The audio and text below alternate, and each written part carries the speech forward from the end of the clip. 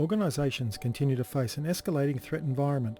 Malicious actors, intent on stealing data, extorting funds and causing disruption, continually shift their tactics. In response, security practitioners adapt and adopt new approaches.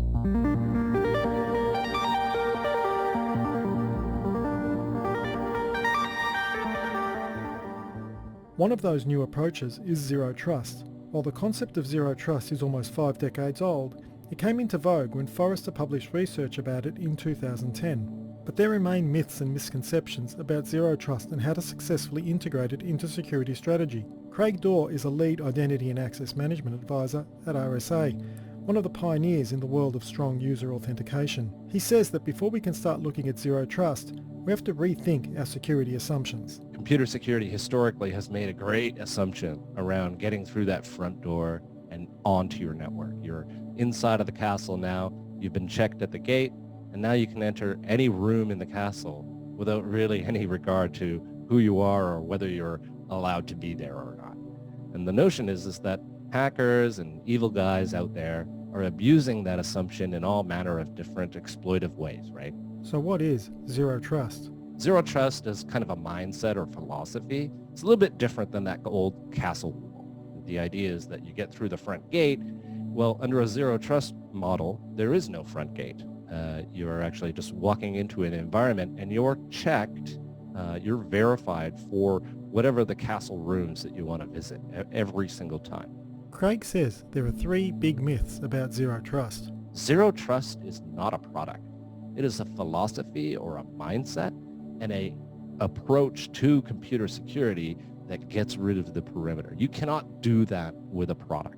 As zero trust isn't a product you can buy, it relies on ensuring organisations follow some accepted practices, and that means the need to authenticate users has not diminished.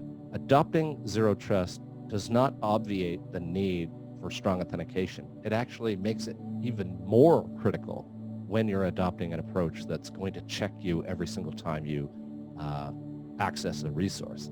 Access management remains critical, according to Craig.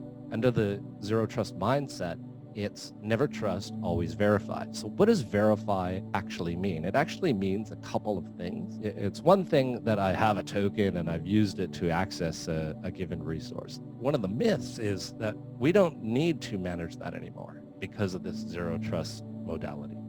But the opposite is true. It becomes even more apparent that not only do you need to check authorization against an entitled application or an entitled user, but you need to do it as quickly as possible or as automated as possible or as real time as possible. And so the notion of access entitlements becomes ever more important in the context of zero trust. Adopting zero trust as part of a security strategy can seem challenging, but there are some reliable sources of information for organisations starting that journey. There's plenty of very, very reliable guidance or beacons in the industry that one can look towards for basically a starting point.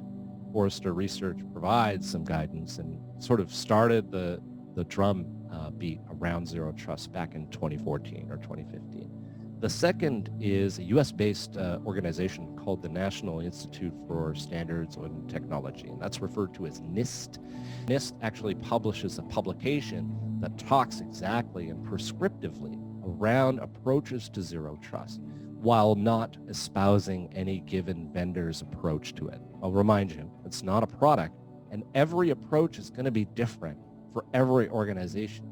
A key challenge for organisations considering or on the road to adopting zero trust is understanding what their goal is. It's important to know what a well-designed and implemented zero trust strategy looks like. So what does success look like in real terms with respect to zero trust?